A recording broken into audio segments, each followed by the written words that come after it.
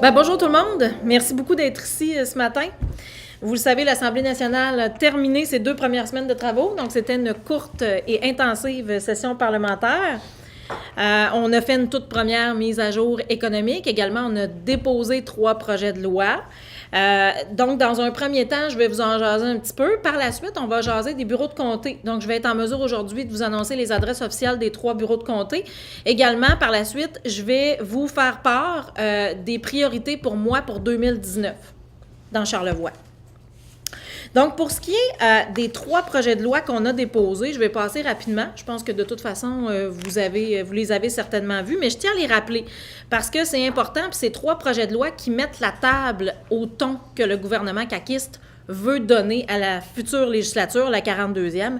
Premièrement, on a déposé un projet de loi pour nommer aux 2 tiers à l'Assemblée nationale les titulaires à des fonctions importantes comme le DG de la Sûreté du Québec, le directeur des poursuites criminelles et pénales et le poste de commissaire à la lutte contre la corruption parce que présentement, c'était nommé par le Conseil exécutif, mais on croit qu'on doit assurer une plus grande indépendance, entre autres, de ces 3 fonctions-là qui sont cruciales pour l'État. Donc, on doit assurer une plus grande indépendance de ces fonctions-là par rapport au pouvoir politique et de le faire nommer, d'être certain de sortir ça de la partisanerie, donc de le faire nommer aux 2 tiers de l'Assemblée nationale avec un processus dans lequel tous les partis vont pouvoir collaborer là, pour les choisir. Bien, on pense que ça, c'était un premier ménage qui devait être fait. Donc, ça a été notre projet de loi 1. Le projet de loi 2, donc, comme on dit, promesse faite, promesse tenue, donc la loi resserrant l'encadrement pour le cannabis. Donc, on a haussé à l'âge de 21 ans l'âge minimal requis pour l'achat, la possession, l'accès à un point de vente de cannabis. Le projet de loi étant aussi l'interdiction de consommer le cannabis dans les lieux publics. Donc ça, c'est quelque chose qu'on avait promis également, qu'on jugeait qui était un peu une faiblesse du projet de loi qui avait été déposé par les libéraux, parce qu'on pouvait fumer dans les parcs, tu sais, là où il y a des enfants, sur la rue. Donc, on a étendu la notion de lieu public. Également, on a resserré pour ce qui est d'avoir une interdiction d'un point de vente à 250 mètres d'un établissement d'enseignement, qu'il soit primaire, secondaire, parce que ça, c'était ce que les libéraux avaient mis sur la table. Mais nous, on est allé plus loin en disant que ça s'appliquait également aux enseignements collégiaux et universitaires. Donc, promesse faite, promesse tenue. Le projet de loi 3, donc la loi visant l'instauration d'un taux unique de taxation scolaire, donc dans un souci d'équité fiscale à travers la province, le projet de loi, ça prévoit offrir, dans le fond, aux Québécois un taux de taxation unique, qui est le taux qui était le plus bas en vigueur dans la province, là, à 10 points quelques sous. Dans Charlevoix, ça va être quand même une économie parce qu'on était à 12 points quelques cents. Là, je me souviens plus des décimales, mais on était aux alentours de 12 cents. Donc, ça va baisser aux alentours de 10 sous. Donc, il y a quand même une économie là qui va être faite pour les gens de Charlevoix. Maintenant, pour ce qui est de la mise à jour économique. On a annoncé des mesures qui seront très certainement bénéfiques aux gens, aux familles, aux aînés, aux jeunes de Charlevoix. Donc, premièrement, l'allocation famille qui va augmenter. Et c'est juste une première étape, je tiens à le souligner, parce que notre premier ministre, ce matin, a confirmé encore une fois en table éditoriale avec le Journal de Québec, Journal de Montréal, que l'allocation serait encore bonifiée dans des prochaines étapes, au budget, entre autres. Mais on a quand même fait un premier pas avec une bonification de 500 $ de l'allocation famille. C'est plus de 140 000 familles qui vont en bénéficier. Également pour les aînés. Donc, il y a un nouveau montant pour le soutien des aînés de 70 ans et plus à faible revenu. Donc, c'est une aide qui peut atteindre 200 $ par aîné dès 2018 ou 400 pour un couple d'aînés. Donc, il y a plus de 570 000 aînés qui vont bénéficier de cette mesure-là. Les entreprises, parce qu'on pense à la CAQ que c'est important de stimuler les investissements pour les entreprises, de faire croître l'économie pour qu'on puisse indirectement remettre de l'argent dans les poches des gens parce qu'il y a des meilleurs emplois qui viennent avec ça, parce que c'est important de la stimuler, l'économie. Donc, il y a plus de 90 000 entreprises qui vont profiter des mesures fiscales qui favorisent l'investissement. Il y a également une prolongation et une extension des programmes de rabais d'électricité. L'environnement, on a confirmé qu'on couvrirait la demande de rabais à l'acquisition de véhicules électriques d'ici le 31 mars 2019. Donc, ça, c'est fait. Puis, il y a 21 millions de plus pour 2018-2019 pour encourager l'acquisition de véhicules neufs électriques. Également, Ça favorise l'acquisition de plus de 3 350 véhicules électriques et de 1 200 bornes résidentielles supplémentaires, là, des bornes électriques. Bien sûr, réduction de la dette. On ne pouvait pas passer à côté. Je pense que M. Legault a toujours été extrêmement clair dans son engagement pour réduire la dette du Québec. Donc, on a annoncé qu'il y aurait une utilisation de 8 milliards de dollars provenant du Fonds des générations d'ici le printemps 2019 pour rembourser des emprunts sur les marchés financiers. Donc, on aura une économie additionnelle de 332 millions en intérêts sur 5 ans à cause de l'accélération du remboursement de la dette. Autre chose que je voulais jaser, puis je trouve ça intéressant, c'était pas nécessairement dans la mise à jour économique ni dans les projets de loi, mais ici en région, ça a un impact, puis je trouve ça important d'en parler. Le mandat d'initiative visant la mise sur pied d'une commission parlementaire portant sur l'avenir de l'information au Québec, entre autres les médias dans les régions. Je sais que ça préoccupait les médias régionaux pour avoir déjà eu des discussions en campagne électorale avec à peu près tous les médias ici dans la région. Je sais que c'est une question qui préoccupe, entre autres sur le financement des médias, la structure de financement de nos médias, parce qu'on sait que si on laisse toute la couverture et les ressources aux médias nationaux, personne ne va couvrir le local, hein? Donc, c'est important d'avoir une structure de financement qui va assurer la pérennité à long terme des médias en région. Alors, Louis Lemieux, qui est député de Saint-Jean, qui est adjoint parlementaire à la ministre de la Culture et des Communications, a annoncé qu'il y aurait un mandat d'initiative, qu'il y aurait une commission, qu'on pourra discuter de ces questions-là, pouvoir faire le point. C'est très, très important parce que la dernière mise au point date des années 2000, là, donc c'est important qu'on puisse se repencher sur la question. Et je pense c'est important qu'on commence justement par une commission. Je trouve ça important parce qu'on ne peut pas arriver avec des mesures sans avoir consulté le milieu, sans avoir structuré la pensée et s'être assuré que les solutions qu'on mettra de l'avant seront les plus optimales. Donc, je suis très contente de cette annonce-là également et ça va avoir un impact positif ici en région.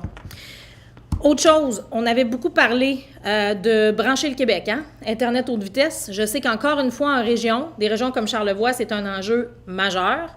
Donc, on peut confirmer là, qu'on va accélérer 89 projets acceptés lors de l'appel d'offres en 2017 et qu'ils vont être prêts le 31 mars 2019. Parmi ces projets-là, nous sommes en vérification à savoir lesquels concerneront Charlevoix. Alors ça, on va pouvoir vous revenir avec l'information et faire les annonces en temps et lieu d'ici le 31 mars 2019. Mais sachez qu'il y aura très certainement des projets qui concerneront Charlevoix là-dedans et on les accélère pour que ce soit prêt d'ici le 31 mars 2019. Pour mettre en place un nouveau programme d'aide permettant de compléter le déploiement d'Internet haute vitesse dans nos régions, il y a une série de consultations auprès des intervenants du milieu qui vont être organisées pour permettre un nouvel appel d'offres en 2019. Donc, j'invite les municipalités à préparer leurs projets afin de pouvoir les déposer rapidement. Donc ça, là-dessus, on va commencer à bouger de façon très, très claire. Là. On est déjà en action, mais ça va s'accélérer en 2019. Encore une fois, promesse faite, promesse tenue. Donc, on est en action, notre gouvernement est en action pour s'assurer de pouvoir brancher tous les foyers à Internet haute vitesse parce que c'est un enjeu qui est important sur le plan social, également sur le plan économique. On ne peut plus s'imaginer aujourd'hui là, ne pas être couvert adéquatement avec Internet. Je sais que c'est le cas de certaines zones dans Charlevoix et ça me préoccupe beaucoup. Donc, j'annonce aujourd'hui, les maires, faites vos projets parce qu'on arrive en 2019 avec une accélération des mesures. On va faire des consultations. On veut savoir où il y a des besoins et on va être en action là-dedans pour les combler. Maintenant, ma petite mise à jour de la session parlementaire est terminée. Je suis maintenant en mesure de pouvoir vous annoncer mes adresses de bureau de comté. Oui? Juste avant, pour pas qu'on perde le fil, oui. Sur Internet, on comprend-tu que les MRC ne vous ont pas encore parlé pour leur projet ou ils vous ont rencontré? On est en discussion avec tout le monde, qu'on se comprenne. Mais je vais le prendre dans les questions après, OK? Oui. Bon. On est en discussion avec tout le monde, là, mais là, j'annonce plus la mesure gouvernementale provinciale. C'est bon. Merci. C'est bon.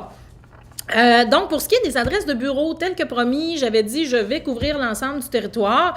Donc, il y aura un premier bureau qui sera à la Malbaie. Les bureaux, là, les 3 en passant, seront ouverts d'ici le 15 janvier, fonctionnels pleinement et tout ça. Là, on est dans les derniers fignolages pour justement le branchement, téléphone, Internet et tout ça, mais on fignole, mais d'ici le 15 janvier, ça va être ouvert officiellement dans les 3 cas. Premièrement, la Malbaie.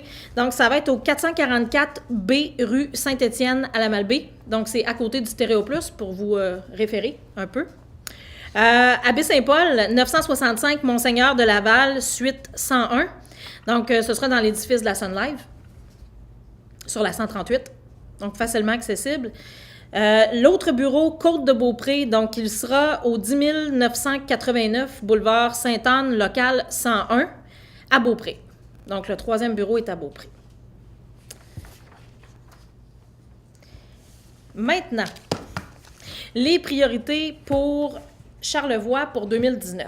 Vous le savez, en campagne électorale, on avait émis plein d'idées. Il y a plein d'idées en bouillonnement. Je vous dirais que vous allez reconnaître dans ces priorités-là pour 2019 une continuité très claire des engagements que j'avais pris en campagne électorale. Vous ne pouvez pas attendre toutes les réponses de moi ce matin, je vous avise d'avance, parce qu'on va faire les choses dans l'ordre, avec diligence, et les dossiers dont je vais vous parler sont déjà, le travail est déjà commencé avec les différents cabinets ministériels, je suis déjà en action. Pour la plupart de ces dossiers-là, je vous le dis, ça va très bien, OK? Je ne peux pas en dire plus pour le moment, mais je peux vous dire que je suis vraiment en action et que ce sera ces priorités-là que j'aurai devant moi pour 2019. On va y aller par catégorie. Premièrement, en santé. Donc, en santé, modernisation de l'hôpital de la Malbaie, ça tient toujours. La modernisation de l'hôpital, l'échéancier tient toujours pour fin 2019. Là. Pour un début de construction, l'échéancier tient toujours. Également, plus de médecins pour l'hôpital d'Amalbaie ou pour l'Est de Charlevoix en général, mais surtout pour l'hôpital parce qu'on a des problèmes en termes d'hospitalisation pour le nombre de médecins. Je suis déjà au travail là-dessus. On est déjà en train de trouver des solutions. Je vais pouvoir vous revenir au début, milieu 2019, là, avec plus de renseignements là-dessus. Mais je peux vous dire d'ores et déjà qu'on est déjà en mode solution pour ce qui est d'avoir plus de médecins à l'hôpital d'Amalbaie. Également, médecins à l'île aux Coudes. On travaille très fort également, beaucoup de discussions avec tout le monde pour essayer que l'île aux Coudes ait vraiment un médecin qui soit dédié. J'ai eu également des discussions avec les gens de l'île aux Coudes qui me disent si on a quelqu'un qui est là toutes les semaines, 3 ou 4 jours semaine, on serait satisfait. Donc là, on est en train de travailler très fort pour qu'on puisse s'assurer là, que le prochain médecin, le prochain nouveau facturant qui va être accordé à Charlevoix-Ouest, ben, que ça se fasse beaucoup en fonction de comment tu peux couvrir l'île aux Coudes. Ça va être bien important. Donc, on est en discussion avec tout le monde, là, ministère, milieu de la santé, tout ça, les médecins, pour pouvoir s'assurer que l'île aux Coudes ait réellement une couverture médicale digne de ce nom par un médecin de famille là, l'an prochain. Maintenant, en économie. En économie, je vais travailler très fort. D'ailleurs, certains d'entre vous ont dû voir le résumé de la rencontre que j'ai eue avec le président de la commission scolaire de Charlevoix, M. Pierre Girard, également avec la directrice générale Martine Vallée. Une très, très bonne rencontre. Moi, je vais travailler très fort, je l'ai toujours dit et je le réitère, pour la carte unique pour la commission scolaire de Charlevoix.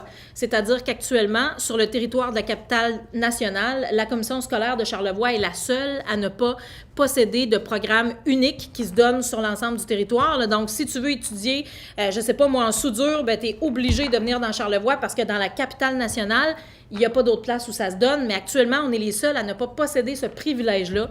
Moi, je vais me battre extrêmement fort pour qu'on puisse en avoir une et on a déjà débuté des discussions là, suite à la rencontre cette semaine pour regarder quel programme pourrait être créé, parce qu'il faut que ce programme-là soit naturellement intéressant, qu'il réponde aux besoins du milieu et de la région et qu'il soit également viable, ça va de soi. On ne veut pas ouvrir quelque chose puis que ça ne marche pas 2 ans plus tard. On s'entend. Donc, encore là, on va faire les choses dans l'ordre et avec diligence. Mais pour ce qui est de la carte unique, là, obtenir un programme unique à la commission scolaire de Charlevoix en termes de formation professionnelle, je suis au travail à pied d'œuvre là-dessus et je rencontre d'ailleurs sous peu le ministère de l'Éducation sur ce sujet-là. Le budget de la commission scolaire de Charlevoix. Il y a toujours un problème de déficit récurrent, qui est un déficit structurel parce que ce n'est pas lié à la gestion de la commission scolaire. Le vérificateur général en 2017 l'a attesté, l'a certifié dans son rapport d'audit. Ce n'est aucunement un problème de gestion. Donc, on a un déficit structurel qui est lié, entre autres, à la structure de financement, entre autres, aux enveloppes régionales liées aux commissions scolaires. Alors, présentement, je peux vous dire que ça aussi, ça va faire partie de ma rencontre prochaine avec le ministère de l'Éducation. Je vais travailler très fort.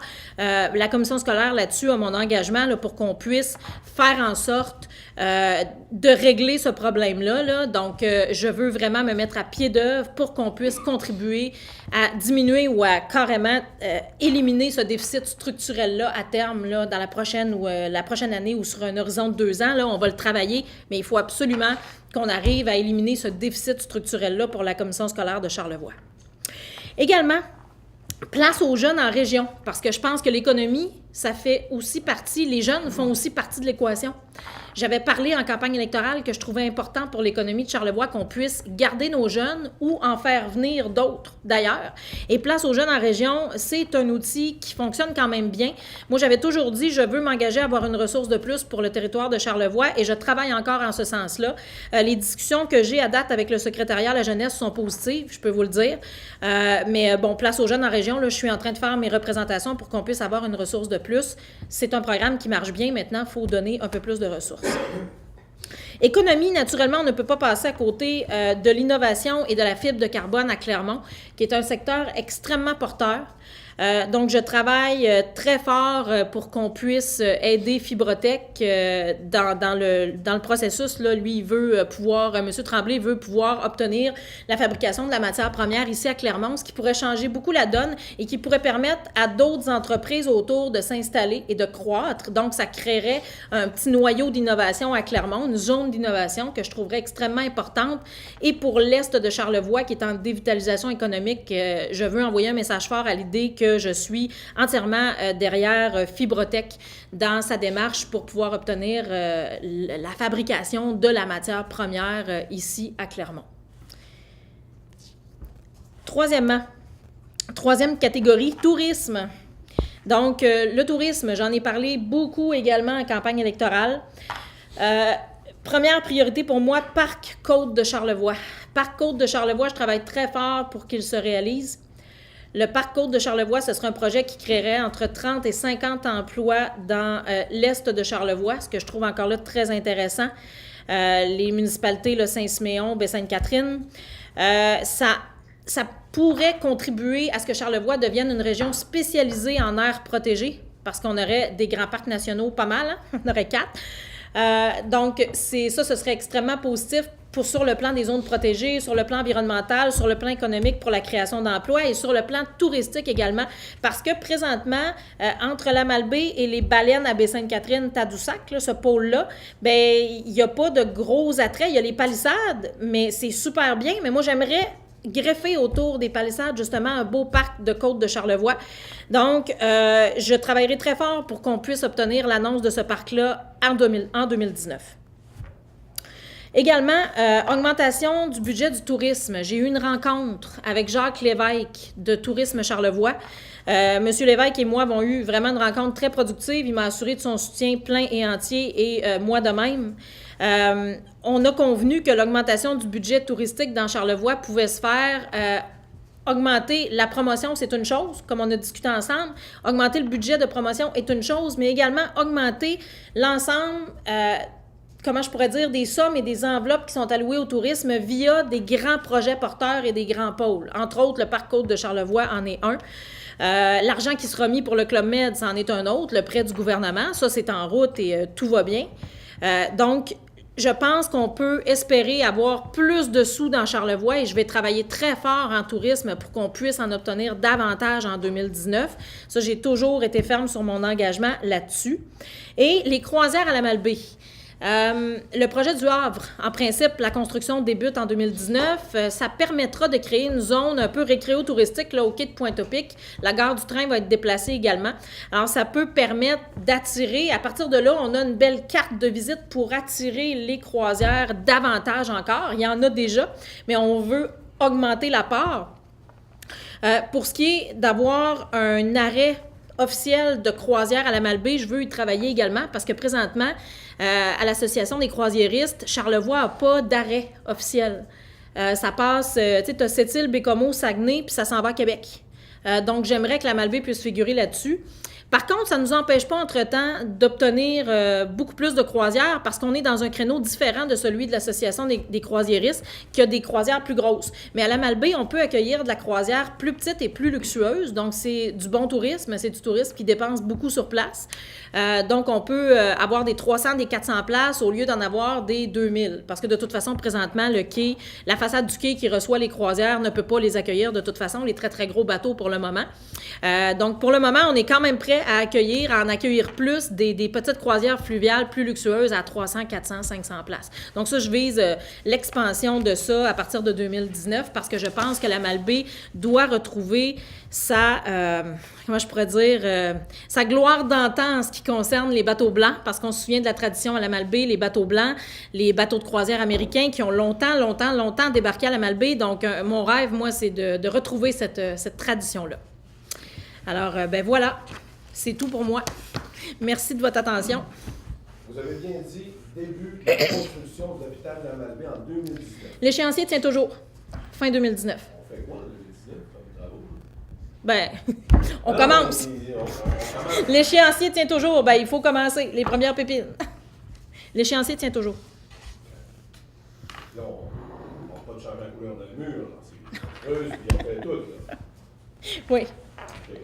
Ça veut dire qu'on commence à se parler quand, là? Parce que là, il y avait une école qui disparaissait, il y a de l'expropriation. Oui, oui. On fait ça cette année, on est rendu loin dans le projet. Mais l'école en question, il faut faire attention parce qu'elle n'interviendra pas tout de suite dans le début du projet de toute façon. Cette partie-là d'agrandissement n'interviendrait pas nécessairement tout de suite dans le début du projet. On peut commencer, mais je suis tout au fait de ces délais-là. Je vous reviendrai avec les détails en 2019, mais on peut commencer sans toucher tout de suite à l'école. Donc, ça peut se faire, il n'y a pas de problème. Ce n'est pas nécessairement la première phase des travaux, c'est ce que je veux dire. Voilà. Bon, j'ai eu des discussions là-dessus avec la commission scolaire pas plus tard que cette semaine également. Mais on parle vraiment de construction, c'est pas de la peinture, c'est pas du ornitage. Oui, l'échéancier de fin 2019 tient toujours. Puis vous avez dit pour l'ajout de médecins à l'hôpital, ça aussi c'est le printemps quelque part par là.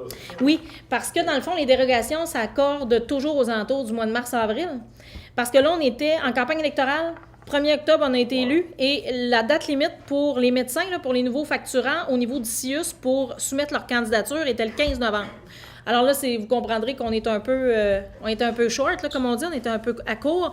Par contre, il y a moyen d'obtenir d'autres façons à court terme d'avoir des médecins, puis c'est là-dessus que je travaille. Je vais faire les annonces en temps et lieu, là, mais c'est là-dessus que je travaille présentement, puis je suis de concert avec le gouvernement, puis avec les médecins, puis avec le CIUS. Il y a eu plusieurs problèmes d'érosion des berges qui, au fil des années, dans la région de Charlevoix, notamment les locaux qui vivent ces situations problématiques-là. Dernièrement, à Saint-Joseph-de-la-Rive également, la bord du quai. Est-ce qu'il y a un programme d'intervention, de prévention, en fin de compte, là, de sécurité des berges qui a été mis en place par l'ancien gouvernement? Est-ce qu'on va bonifier cette enveloppe-là ou est-ce qu'on a des projets concrets pour diminuer peut-être l'impact de l'érosion sur les berges en Charlevoix? Très bonne question en passant, parce que c'est vrai que c'est une question qui est préoccupante. Pour ce qui est de l'érosion des berges à l'île aux Coudes, là, on est en contact. Je veux juste mettre la population au courant de nos démarches. Donc, on a été en contact avec mon bureau et l'île aux Coudes, la mairie de l'île aux Coudes et la sécurité civile à partir du jour 1, quand l'incident est survenu lors de la tempête de vent. Présentement, tout est sous contrôle. Les dernières autorisations pour le ministère de l'Environnement pour mettre les blocs de béton sont en cours. Donc, tout va bien de ce côté-là. Le maire de l'île aux Coudes aussi semblait très satisfait là, des développements. Pour ce qui est de l'érosion des berges en général, je suis entièrement d'accord que c'est une préoccupation. C'est une préoccupation dans Charlevoix. Je sais que c'est une préoccupation aussi sur la Côte-Nord et en Gaspésie. Donc, l'Est du Québec en général est sensible aux grandes marées, entre autres. Entre autres, les périodes de grandes marées peuvent être assez dévastatrices. On l'a vu au quai de Sainte-Flavie il y a quelques années. Je ne suis pas en mesure de vous dire si l'enveloppe sera bonifiée. Ça, je vais être très honnête, je ne le sais pas. OK? Par contre, ce que je peux vous dire, c'est que moi, ça m'a sensibilisé beaucoup l'incident à l'île aux Coudes et que je vais avoir des discussions avec ma collègue, Mme Guilbeault, députée de Louis-Hébert et ministre de la Sécurité publique, pour qu'on puisse s'assurer d'avoir une enveloppe adéquate là, pour bien protéger nos berges. Effectivement. Parce que les démarches entreprises, est-ce qu'on va être en mesure que ça soit complété, terminé d'ici le 24 décembre parce qu'on attend une tempête encore plus grosse que celle du 27 Vous parlez de l'île aux Coudes puis de Saint-Joseph, oui. On y travaille très fort. Normalement, ça devrait être correct. Oui, c'est ça, c'est une question de jours, là, normalement. C'est ce qu'on nous dit. Donc, ça devrait être très correct et très sécuritaire pour d'ici Noël, là. Oui. En termes de ministère des Transports et Sécurité, on sait qu'il y a certains tronçons de la route qui, quand même, là, on a amélioré beaucoup au fil des dernières années, mais il y a quand même des secteurs où c'est encore assez dangereux. Y a-t-il de l'aménagement, y a-t-il des enveloppes budgétaires qui vont être prévues peut-être à réduire les risques? Parce qu'on sait, aller de Côte-de-Beaupré, Québec, jusqu'à montant en haut, moi je l'ai testé à quelques occasions, c'est tout une route. Je le teste régulièrement, je vous dirais. Très régulièrement. Je la connaissais déjà bien, la région, parce que, bon, toute ma famille est ici, je venais souvent, puis là, ben, en campagne, je l'ai voyagé plus que jamais, et je le voyage encore plus que jamais. Je suis très au fait. Pour ce qui est des enveloppes, présentement, justement, on est à regarder ça, à savoir quelles seront les améliorations qui vont être faites et dans quelle municipalité. On a commencé à regarder ça cette semaine. Donc, c'est ce que je peux vous dire, là, je suis au travail dans ce dossier-là. Vous avez parlé également de garder nos jeunes ici en région, de tout ce qui est également de créer un côté unique de profession, une formation professionnelle unique à Charlevoix. On l'a vu dans plusieurs régions au Québec au fil des dernières années. Gaspésie avait un programme pour ce qui était des institutions carcérales, était le seul à le donner. Les grandes villes viennent gruger cette offre-là, viennent l'offrir, ces programmes-là.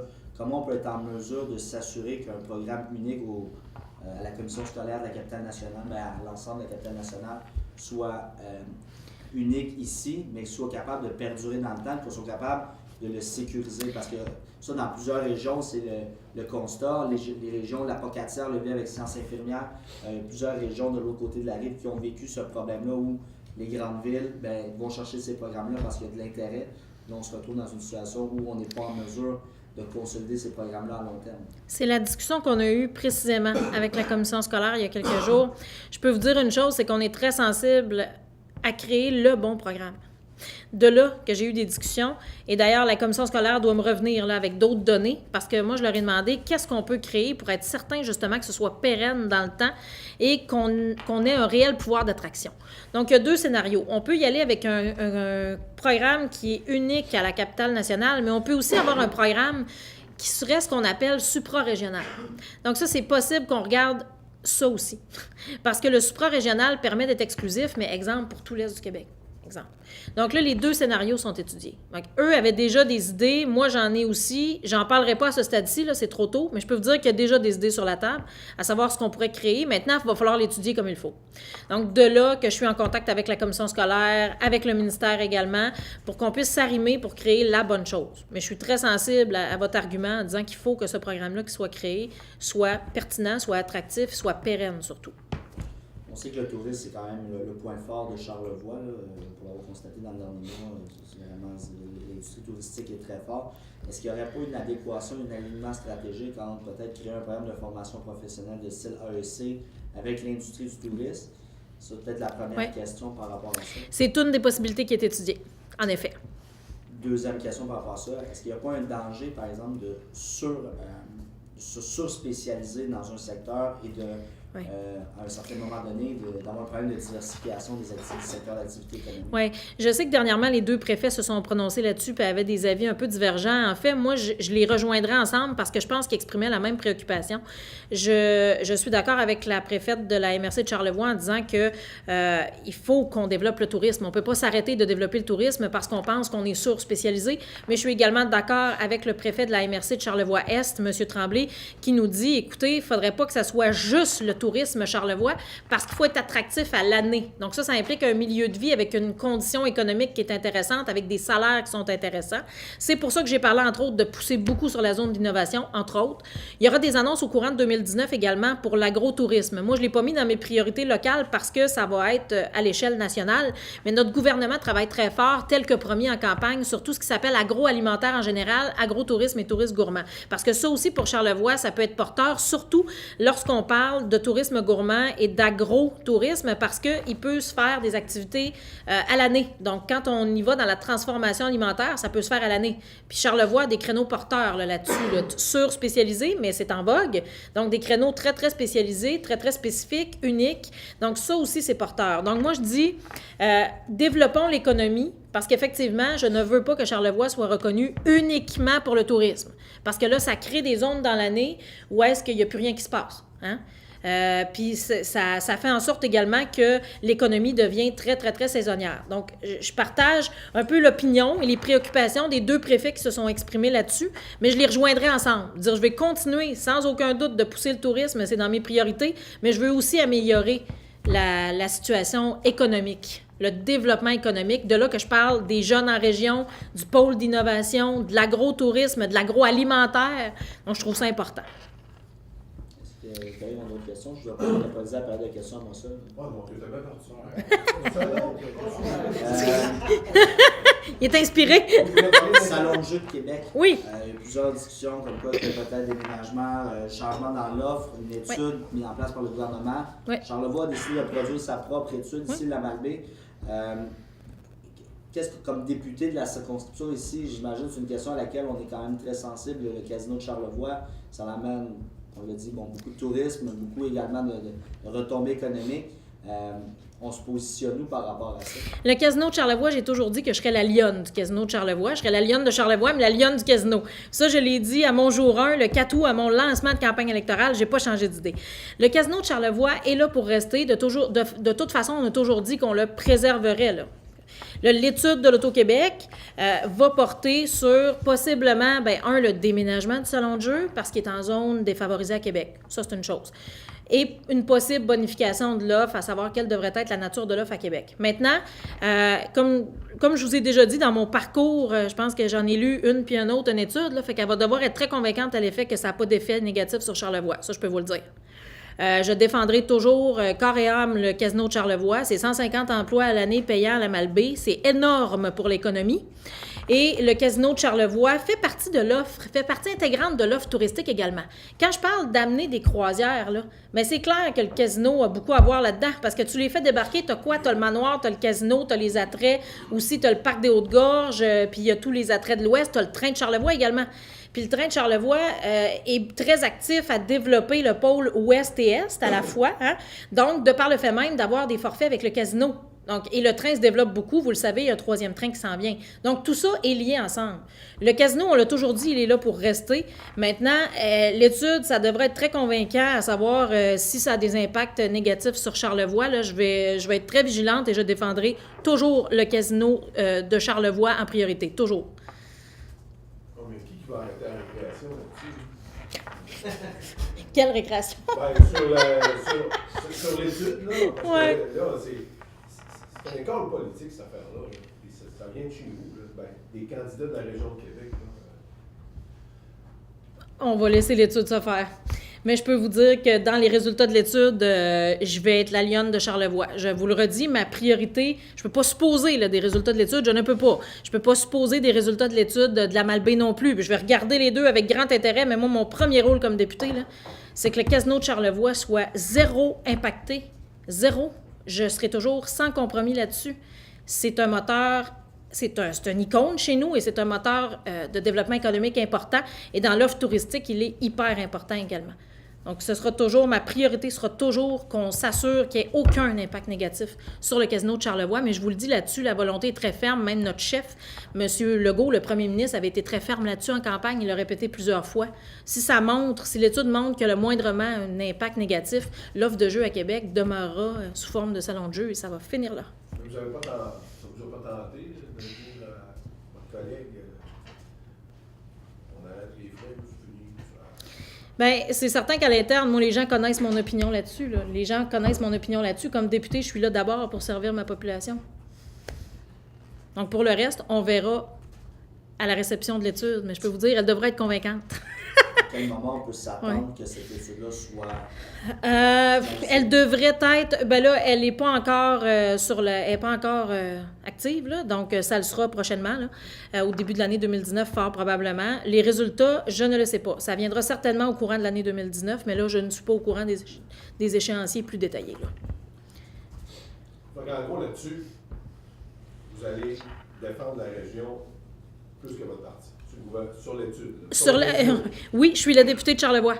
Je suis la députée de Charlevoix. Que ce soit clair. Casino à Québec, vous n'en voulez pas, là. Je dis, j'attends les résultats de l'étude. Mais je vais le défendre, le casino de Charlevoix. De toute façon, il n'y a aucune intention de fermer le casino de Charlevoix. C'est aucunement là. C'est une question aussi sensible pour vous que ce l'était le français pour Mme Simard du côté de l'Ontario? On n'ira pas jusque-là. Non. Non. Bon, ben merci. Merci beaucoup.